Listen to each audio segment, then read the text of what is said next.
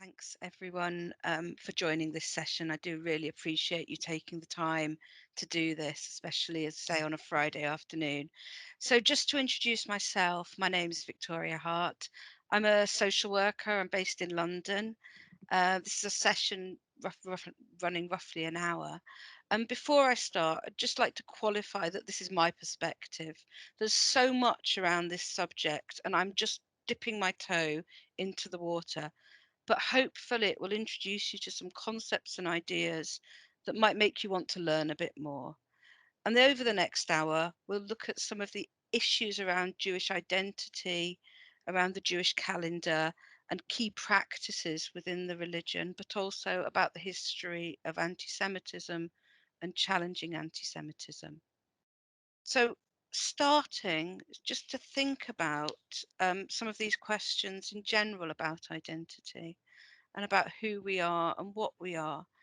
And as I'm talking, if you can think about these questions in relation to yourself, and there may be, these are such parallels to some of this nature versus nurture conversations that we often have within social work.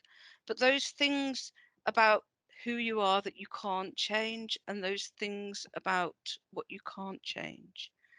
And the reason I've started thinking about these things and putting these things out there is because for me, being Jewish is very much something that I was born with. I didn't have any choice about that. And within my culture, even if I change my religion or if I become atheist, and in fact, there are lots of Jewish atheists, I wouldn't become or be seen as less Jewish. It's not something that I would ever be able to opt out of in that sense. Whereas obviously I choose my profession, I choose where I live, I choose who I live among, I choose my friends, but this Jewishness wouldn't ever be not to be a part of me. And while, as I say, this is an intensely personal exercise, and the way I look at it would not necessarily speak for any other Jewish person or any other British person, I think it can be helpful in thinking about what we can change about ourselves and what we can't. And this may be a difference between how Jewish people think of their connection with Judaism and with the identity, and how other people might see religion as something that you can, it is about what you believe. So for us, it would be very much who you are as well as that. And I will get on to that a bit more. With this slide, I've got some names and some pictures of famous Jewish people, and I'm not going to read them out. It's really just to give people a sense of the variety and the different sense of being Jewish. There's no one way of looking, one way of being. The picture is of Sammy Davis Jr. and Marilyn Monroe, who were both Jewish, both identified as Jewish. And while Judaism isn't a proselytizing religion, people can convert to Judaism. And it's a really important tenet within the community that when somebody converts, they are completely accepted exactly the same as anyone born to it. And a lot of us would perceive it as being perhaps more than a religion that might be thought of in some of the kind of Western terms, because as I said, there are many atheist Jewish people. And within the language we have in our Western cultures, there perhaps isn't a way of describing how we might identify our group and our community. Some people might describe it as a nation or a people, but it is around this underlying sense of belonging. So what is it to be Jewish? As I said, Jewishness can be a lot of things, and there are things that unite us as Jewish people, also massive variations between us. And when I say things that unite us, I'm talking apart from the religion of Judaism, which some people who might identify as Jewish would practice and other people might not. It's this sense of shared culture, shared history, and shared community. And as I say, some people might describe it as being a part of a people, but it doesn't neatly fit into definitions that we have. We might speak different languages, although there is the language, the Hebrew, the biblical Hebrew, Aramaic, the language of prayer that would be common all around the world, we wouldn't necessarily have common languages. There are languages like Yiddish that some people might speak, or Ladino, or obviously the languages of the countries that we live in. We would look very different. And some of the places that we come from and that we live in would mean that we adopt different practices, different traditions. But fundamentally, when I meet somebody from a Jewish person from China or from India or from South America or North America, there is this underlying sense of connection between us that's hard to explain. So the next couple of slides are really about the Jewish population, and these figures are taken from censuses. At the moment, there's roughly 14.6 million Jewish people in the world, people that identify as Jewish. I've put on the slide the list of where the largest populations are and the percentages of those populations. So in the UK, roughly 0.4% of the population would identify as Jewish. And this is where that distribution is within the UK. So you'll see there's a massive section within London. Well over half of the Jewish community in the UK live in London, with some large communities spread throughout the country. And there would be smaller communities as well that aren't represented here. These figures come from the UK census, which asks the question of identification as a religion and not as an ethnicity. So they're likely to be underrepresented because there may be people who don't practice the religion but would otherwise identify themselves as Jewish, or Jewish atheists who wouldn't come into these. So these are expected to be under calculations of the size of the community. And just in terms of UK law, under the 2010 Equality Act, Jewish people can be discriminated against on the basis of race and ethnicity, as well as religion. In fact, the EHRC report into the Labour Party found that Jewish people were discriminated against on the basis of race as well as religion. There's a lot of discussion both within the community and externally about what Jewishness means, whether it's an ethnicity or a religion. And again, I'll come back to that point. For me, it's trying to fit ourselves into categories that don't really explain what we are. I personally, and this is very much about me, wouldn't consider Jewishness to be a race, but I do think it shares some characteristics of ethnicity as it's defined under the legislation. But Jewish people very much do and have experienced racism. I want to just read a quotation from a book, David Baddiel. It's a book that came out just this year called Jews Don't Count, and I think it captures that, where Jewishness sits.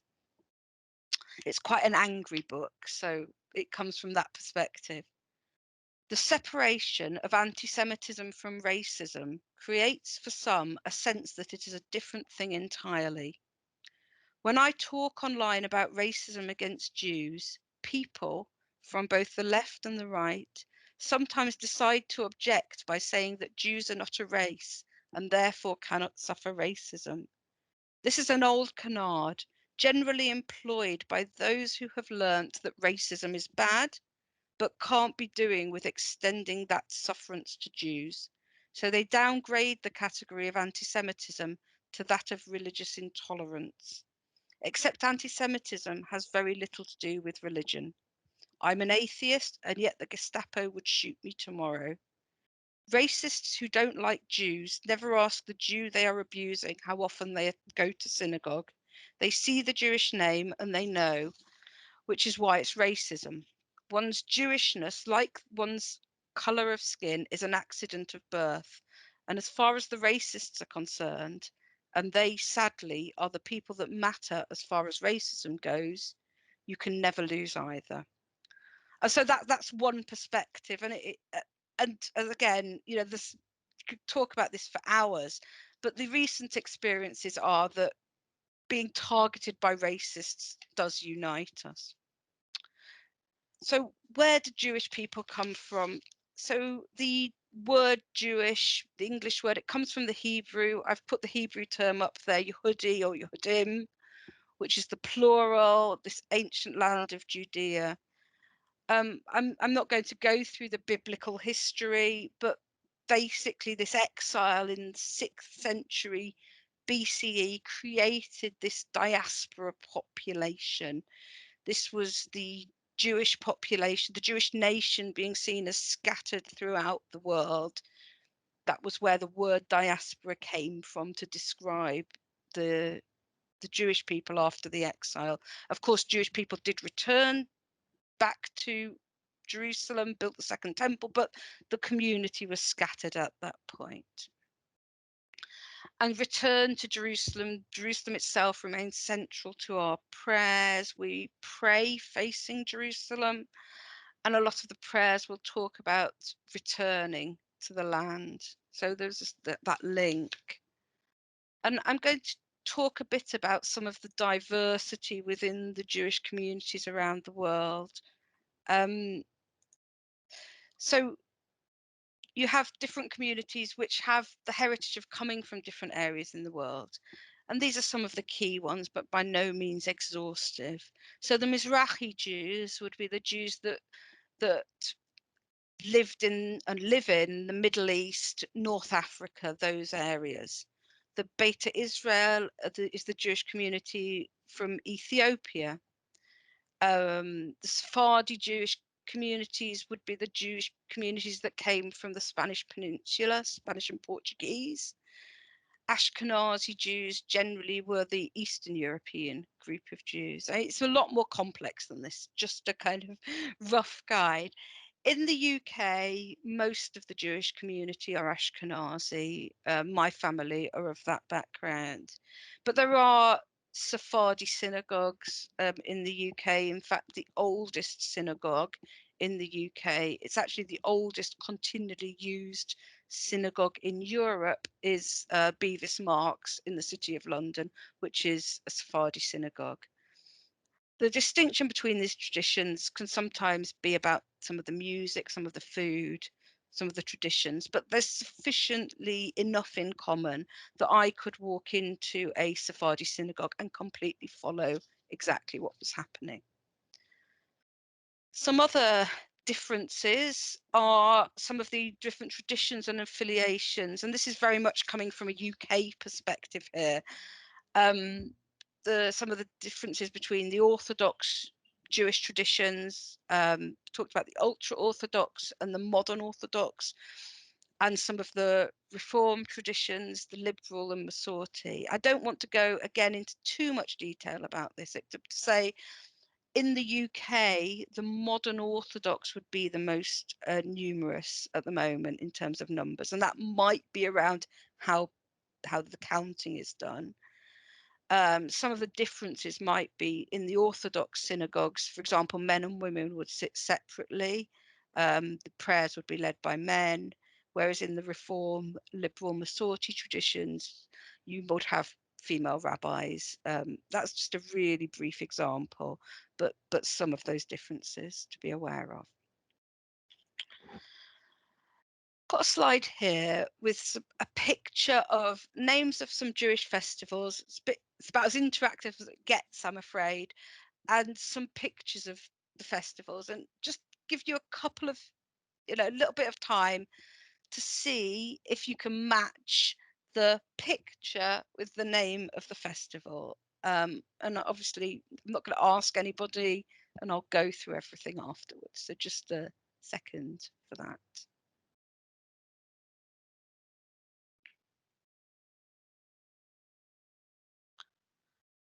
Okay, so I'll go through now and hopefully this will work. So that one, the one down the bottom, Hanukkah. Hanukkah is the Festival of Lights. It's usually November, December time, would light lasts 8 days, and there's a candle for each night. You light an extra candle on each night. Traditional to give presents, particularly for children. The next one there is Pesach, or Passover. That comes usually in March or April, and it's one of the pilgrim festivals commemorating Exodus from Egypt. There'd usually be quite a significant family meal around this celebration. It also lasts for 8 days. The plate in the picture, there's various practices one would do as a part of that meal, and they would refer to different parts of that. Also, you wouldn't eat any bread for that period of time. It's a remembrance of the slaves leaving Egypt and not having time for the bread to rise. Next one is at the bottom. That's Lag BaOmer. That's a minor festival, but it's traditional. It usually falls late spring, early summer. Bonfires are big around that time. It's celebrating that. At the top, the apple and honey. That's for Rosh Hashanah, the Jewish New Year, usually September, October time. One of the high holy days, and would dip the apple in the honey, and that represents the wishes for a sweet new year. We would also eat lots of honey cake, the honey there, the sweet year. The next one is Purim. That's another minor festival. It's just passed, usually late February, early March. Traditional fancy dress is what the picture represents. Finally, you've got Sukkot, or tabernacles. That's usually September, October time. It's another eight-day festival. And you would sit in these little huts. You might be a communal one at a synagogue or in your house, and eat your meals within them. And it's also a harvest festival, and it represents the 40-year, well, it's kind of a remembrance of the 40 years that the Jewish people spent between leaving Egypt and arriving in Israel, and where they would live in these huts in the desert. So I'm going to talk about some of the Jewish practices, and particularly thinking from a work perspective as well, of what might affect working with people who might be practicing Jewish people. So I want to talk a bit about Shabbat, Sabbath, day of rest. In the Jewish tradition, days would start in the evening. They run evening to evening. So the Sabbath, Shabbat, runs from Friday sunset until Saturday sunset. Well, it actually runs until an hour after the Saturday sunset. That's where the 25 hours come from. Now, there's obviously different practices, but during this period, religious Jewish people are not allowed to work. And there'd be specific prohibitions, particularly among the Orthodox community, about things like driving, using money, using electricity, and even carrying things outside the house. And you would also not be allowed to write. In the more reform liberal traditions, some of these prohibitions people would not necessarily keep to. There'd also be the day of the longer prayers in the synagogue. So, for example, when I was growing up, and we did very much live under this kind of Orthodox tradition, we would prepare the food on the Friday to eat cold on the Saturday because you couldn't cook. We wouldn't watch television on the Shabbat. We'd mostly spend the day reading, going for walks, of course, walking to the synagogue and back, and usually having lots of food. But this is often why the communities congregate around specific locations in cities. Because for religious people who practice this, they would need to be within walking distance of a synagogue. And that would still be true today because they would not drive. So in terms of thinking about it, in terms of some meetings, if there are significant events, it would not be possible for religious Jewish people to access on this day. And some of these prohibitions around work, they do link in with some of the religious festivals as well. So it's particularly important to check some of those dates when arranging things. In terms of the Jewish calendar, we're currently in year 5781. So the calendar doesn't link with the calendar in the country. The Jewish calendar, it's a lunar calendar, and there are 12 months in a year. Months have 29 or 30 days, and it means that every 2 or 3 years there's a leap month. And that means the festivals don't always fall exactly in the same time. And I've written on some of the festivals, and you'll see I've given a 2-month for most of them time span, because they do move quite a lot. And just in terms of some of those restrictions around the high holy days, they would be particularly important, and those pilgrim festivals. So thinking about in terms of scheduling events, I think these are things just to keep an eye out for. I'm going to talk a bit about kosher food. Food is, I'm sure with all cultures, food is an absolute vital part of the culture. And some of the practices can change, and the level of the way that people do these can change.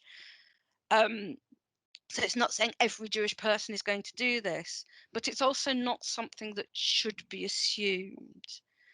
So I, at the moment, wouldn't consider myself particularly religious, but I've never in my life knowingly eaten pork, and I can't rationalize why. And people have asked me, but if I were, for example, to lose capacity, and it would be something that would be incredibly upsetting to me if someone gave me meat that I didn't feel able to eat.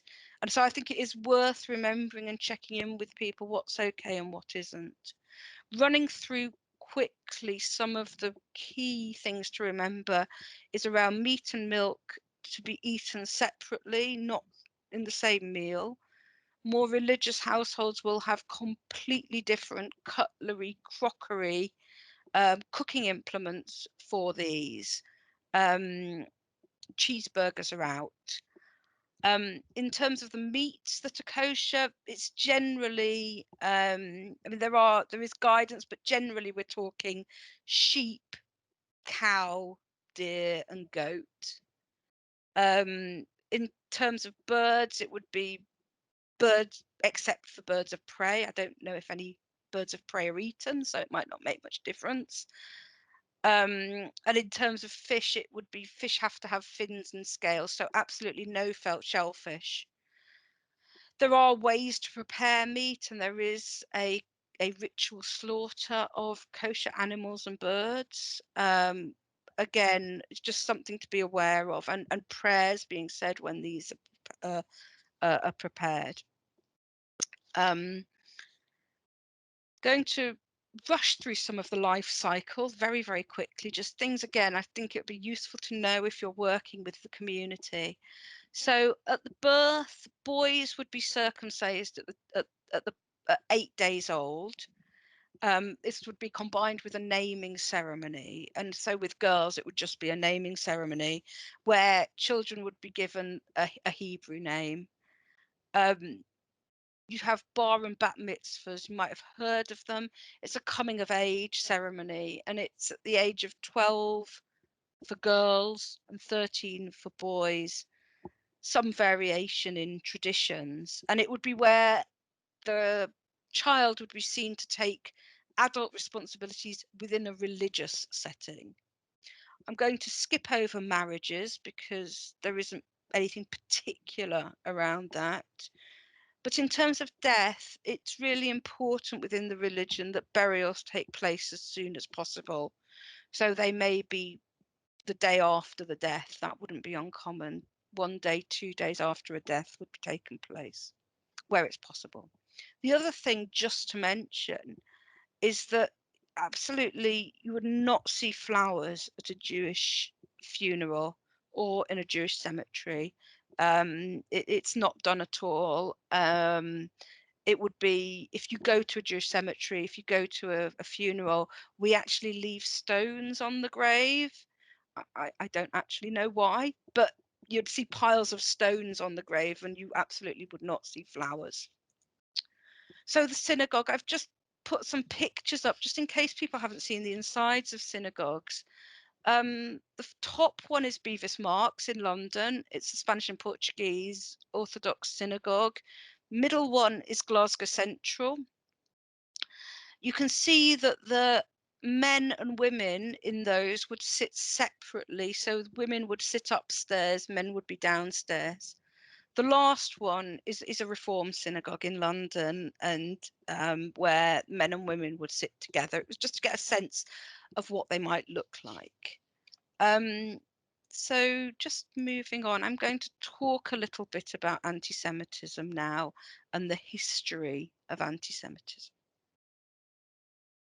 So the term anti-Semitism was created, it's an invented word. It was created in 1879 by a German who wanted to describe hatred towards Jewish people. He wanted to describe how he felt. So it was somebody who hated Jewish people and wanted a word to describe it.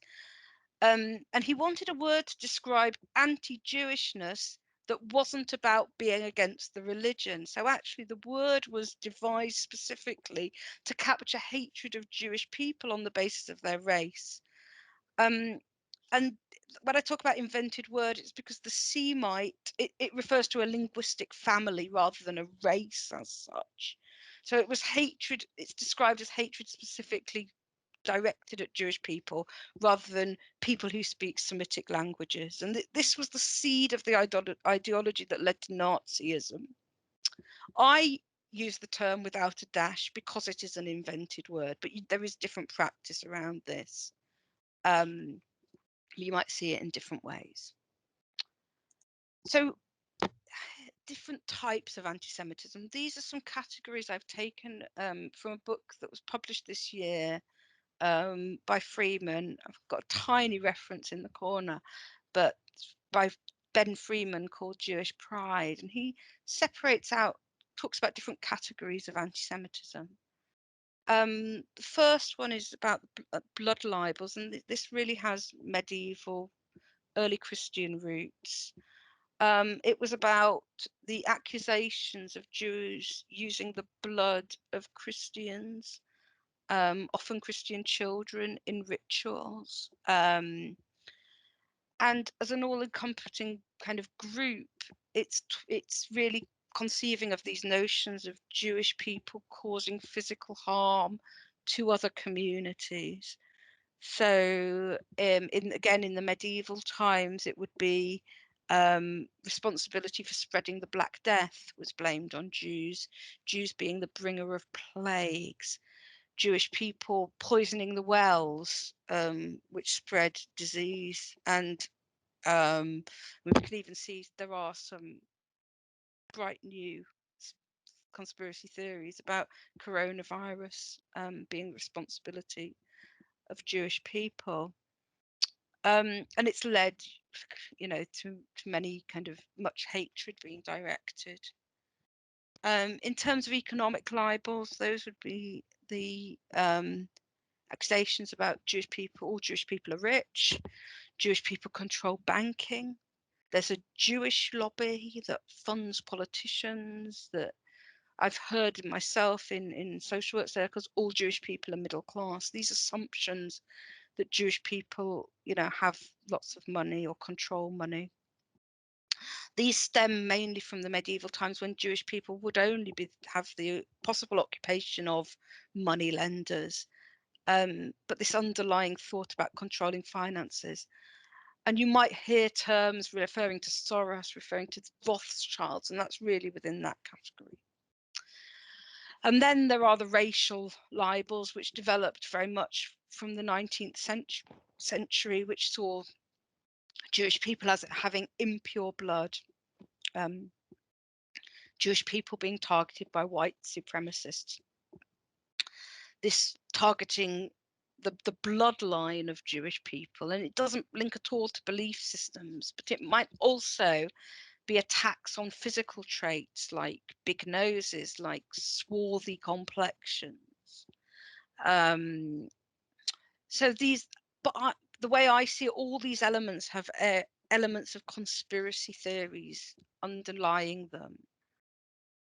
And we've seen this with the emergence of QAnon, and there are some really anti-Semitic undertones to that. I've put the Jewish space lasers up there because there is a congressman at the moment in the United States who refers to this Jewish space laser theory about Jewish people being responsible for California wildfires, by firing lasers from space. And while this seems ridiculous and we do laugh about it, people actually believe this. I've talked about control of the press as well as banking, Jewish people having different agendas, Jewish people being more loyal to Israel than they are to the countries in which they live. These are all expressions of anti-Semitism. And here I've just put on some of these perceptions of hatred that have come through English literature, deeply embedded in English literature in the way that we're brought up, which perpetuate negative Jewish stereotypes.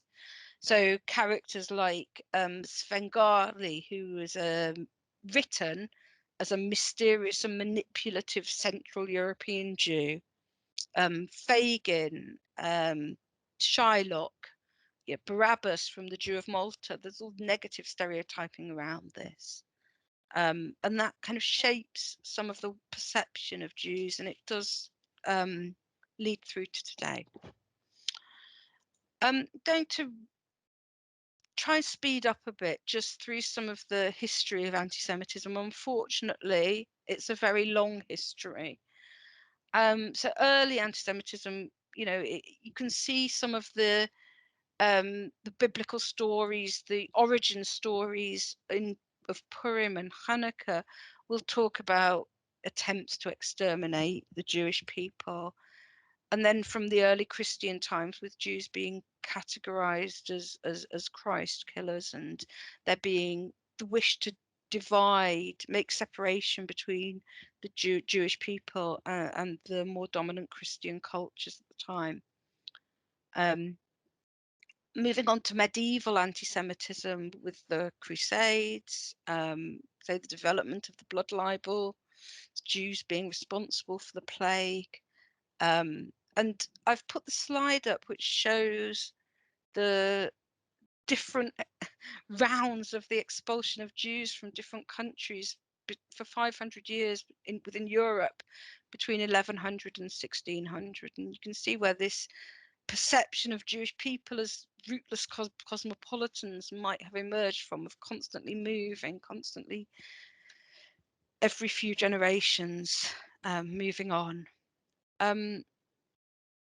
Then kind of pre-modern anti-Semitism. The picture I've put up here is of the Pale of Settlement in Russia, and this was the area in which Jews were permitted to live. And a lot of this, there was a lot of hatred directed towards the Jews in this area, and pogroms. Local communities torching through the Jewish communities, but sometimes living alongside peacefully as well. In terms of Great Britain, just to say that the increase in the Jewish population in England, really, it grew from about 46,000 in 1880 to 250,000 in 1919.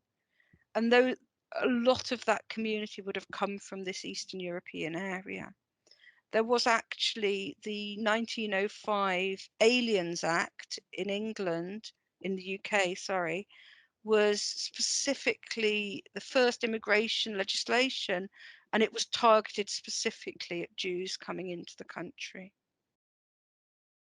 And moving into modern anti-Semitism, I'm yeah, it's hard actually, even for me to talk about the Holocaust without getting emotional. But it was the industrialized murder of Jewish people across Europe.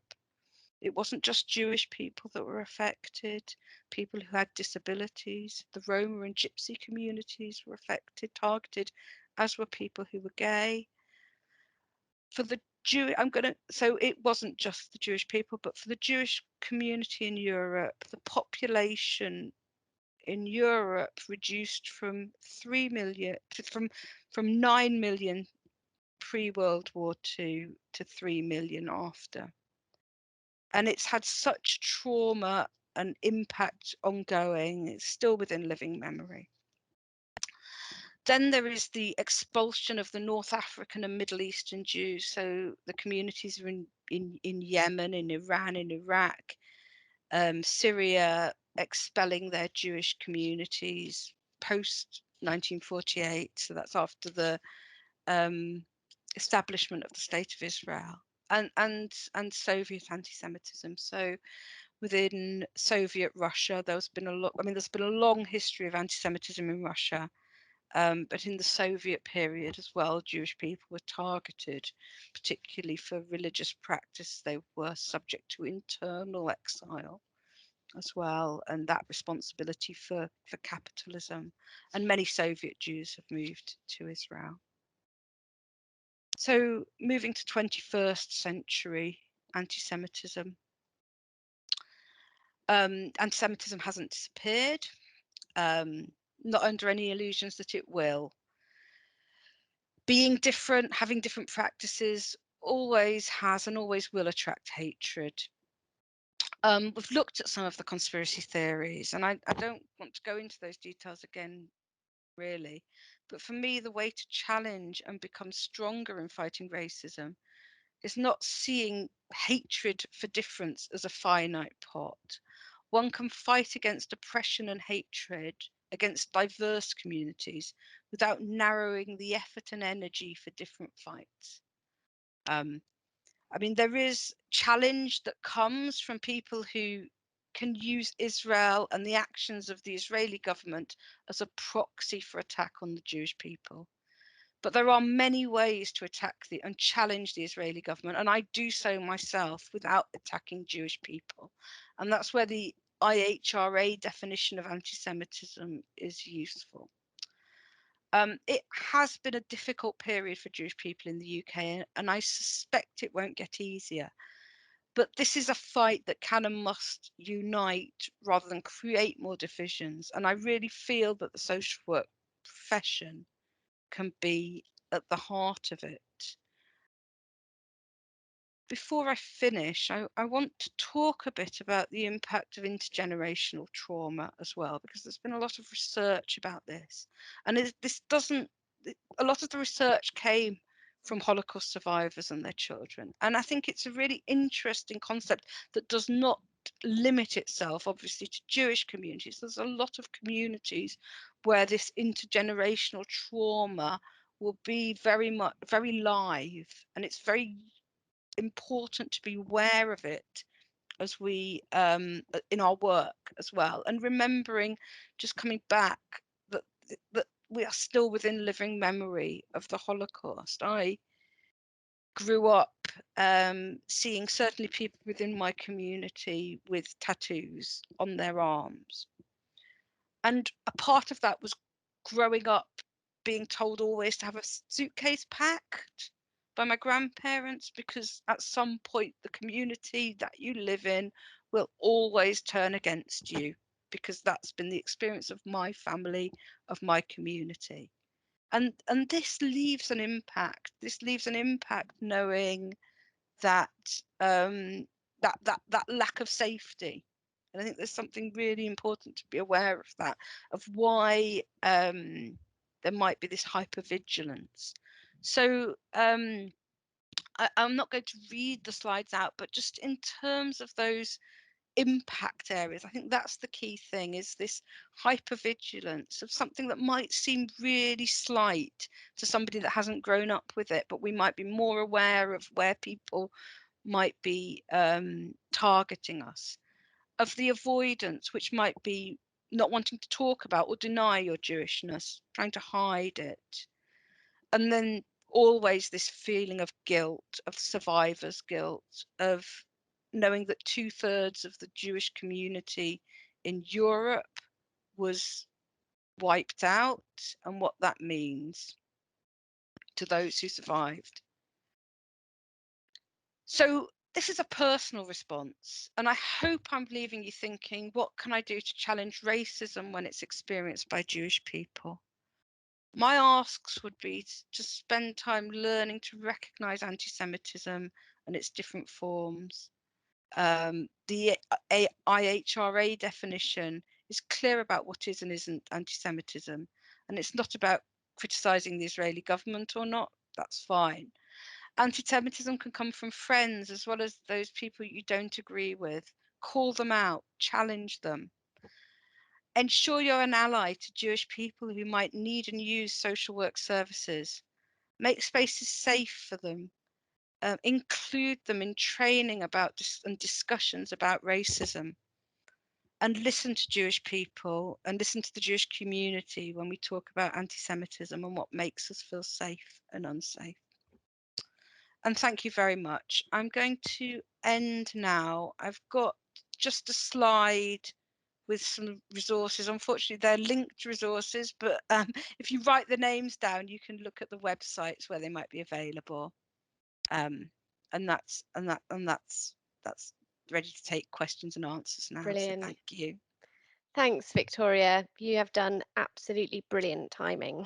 So you are bob on, which means you've got about 10 minutes for questions. And there's a couple that have come up in the chat that I'm going to start with, and a few hands coming up who will unmute shortly. There's also been a bit in the chat of people answering bits of questions as well, which is great to see. But would love your thoughts, particularly on a couple of them. So one is, given the impact of COVID, how did this affect the within 24 hours thing for funerals? How was this generally understood by the community? I mean, I can't speak for everyone, but there were loads of discussions about this, and actually there were pauses on that. That wasn't able to happen in a lot of cases. There was some specific guidance given for not for Jewish communities, because there's similar traditions in other communities. It doesn't just affect Jewish communities. There are other cultures that similarly have burial as soon as possible. Mm. And there were some additional guidance issued, but where it can't happen for reason of law, that you can't do anything about that. It's a practice. It's hope that it will happen. It will hope that there can be sensitivity. So, for example, if there needs to be a post-mortem, it just doesn't happen. And Yeah. it's just doing everything you can to ensure it happens. That's brilliant. Thank you. Really fascinating one here that did have a bit of an answer to it, which I'm happy to read to you as well if you want. But the question was, why is the word libel used in anti-Semitism? It's not used in any other types of racism, as far as I know. Does it mean anything specific, or is it a leftover from medieval times? It doesn't mean anything at all. And I think it's just from the book that I took it from. All it means is these things aren't true. So, Mm, I mean, blood libel is something that has a long tradition in terms of that particular term. Talking about blood libel specifically goes back to the Middle Ages, and those that talk of, using the blood of Christians to mm, make, rituals. That is specifically spoken about as blood libel. But the other libels is just that particular author extending that concept to these other areas. But it's really just about it being something that isn't true, and kind mm. of really emphasizing this, because that it's not a reality. And so it's there's nothing special really about that term. It was just the way that the book that I took it from was constructing it. Yeah, no, that's helpful. Thank you. So just one more from the chat, and then I'll come to Samuel, who's got his hand up. So is anyone aware? And I guess they were asking everybody in the chat, but also particularly you, Victoria, of any work being done to encourage cohesion and cooperation between Orthodox Jewish community and social care? So this person says, working in children's social care in an area with a large Orthodox community, there appears to be a lot of mistrust, misinformation, and separation, which can create a barrier to safeguarding. What I'd say is, I don't. There are Jewish charities, and I'm sure you know if you work in the area, that would work within the community. Um, some of that distrust exists within intra-Jewish communities as well. So, for example, if I went in as a non-Orthodox person, I would have exactly that same level of distrust, if not perhaps more sometimes. Um, so, I think the best way to work with the communities is to work with some of the local charities that can be a bridge between working in those communities and working on the outside, because there will be a distrust. I hope that's a fair representation. I can't speak from within those communities, obviously, um, but I think it is a very insular community, and I think in all contexts this is difficult sometimes to break down some of those barriers. But I know there are charities, there are Jewish charities, I'm involved with one myself actually, that do work within those communities using people that are within the communities as a way in. Yeah, that's great. Thank you. Samuel, do you want to unmute and ask your question? Should be able to. Yeah, sorry, I couldn't access the chat to ask in the chat. Sure.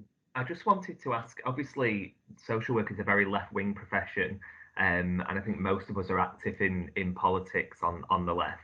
I just wanted to ask you about your experiences of the rise in anti-Semitism on the left, and how you've coped with it, but also how we might go about challenging it. I've not experienced it that much in social work, but especially within the Labour Party, I've experienced a sharp rise that I found quite scary. And as a non-Jew, um, I often find that people might not appreciate my opinion as much as those of Jewish people. But how, as an ally, I can challenge that, and how you've challenged it. um, I'm a member of the Labour Party.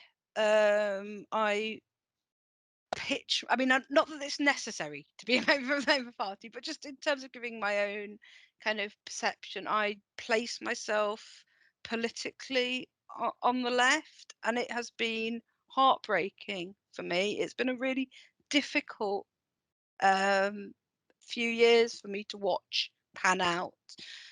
What I'd say is, I think, and that's kind of, I think there's a lot of misunderstanding about what anti-Semitism is, um, and what it means. And I think what my ask would be in those settings, and I am, as I say, I'm a member. I've got a local community, constituency Labour Party myself, which I attend, is just trying to explain to people what anti-Semitism means, and recognizing some of these tropes that that can go unnoticed about all Jewish people are rich, or they've got another agenda. I mean, one of the things that I found really difficult in challenging anti-Semitism in Labour is when people talk about the Board of Deputies and they say, oh, this is all a Tory, you know, they're all Tories, or talking about Jewish people and saying, oh, they're all right wing, they're all going to vote Tory anyway. There's actually a massive tradition of socialism within Jewish communities.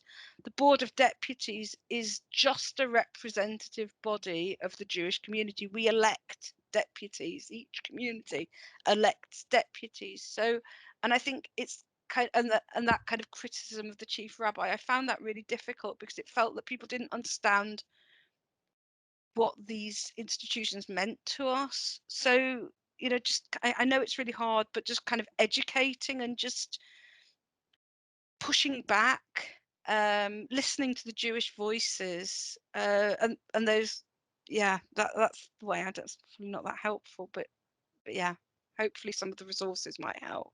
Yeah, I think that is really helpful, Victoria. I think you underestimate it. And certainly we've seen a lot in the chat. There aren't any other questions at the moment, but do pop them in. We've got a couple of minutes if you want to put any more in. But there's just thanks after thanks about how educational and excellent your talk has been, and moving as well, and people from Jewish backgrounds, etc. So yeah, really, really helpful to see. I've just got distracted by someone with their hand up. Let me just allow you to unmute. So it says TK Vincent. Please feel free to unmute. Hi, I've got a question around sort of more sort of modern interpretations of films and TV shows, and allegations of anti-Semitism there. And most recently, I think, was the Umbrella Academy, and how some people were saying it was, and some people saying it wasn't, due to the use of some of the Yiddish language and that kind of thing. And because I'm not personally not Jewish, I was like, I don't know how to like work out what I should say when this kind of thing comes up, because I want to be an ally, but there seems to be sort of discussions about what is and isn't. Does that make sense? When it's less, I suppose, where it's much more subversive.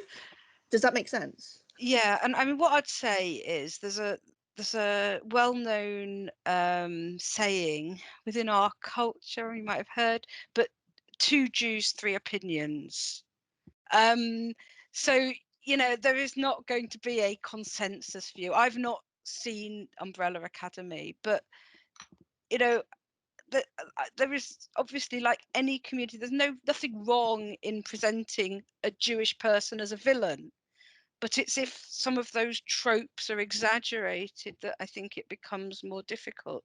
Somebody who, and it's really, I think, the more problematic perceptions and conceptions are around that world control. That's something that would set us on edge, something that might tie into conspiracy theories.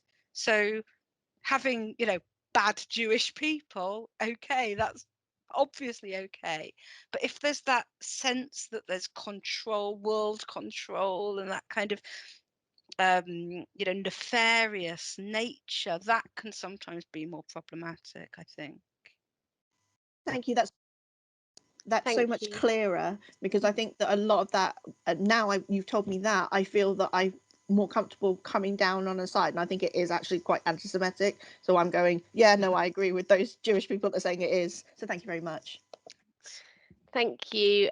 There is one final question that I'm going to pose to you that says, I've experienced ignorance and outright anti-Semitism during the adoption process to become an adopter. How does social work challenge anti-Semitism in its own profession? I'm not sure what organisations there are within social work. um Typically. okay, well, I'm probably a bad person to answer this question because, to be quite blunt, I've experienced anti-Semitism within social work myself as well, and that's partly why I wanted to do this, desperately trying to challenge it. And I know BASWA have acknowledged, they've added it in terms of challenging anti-Semitism. I'm hopeful that will lead to some changes and perhaps some more education work. But unfortunately, as I say, I wish I had an answer for that.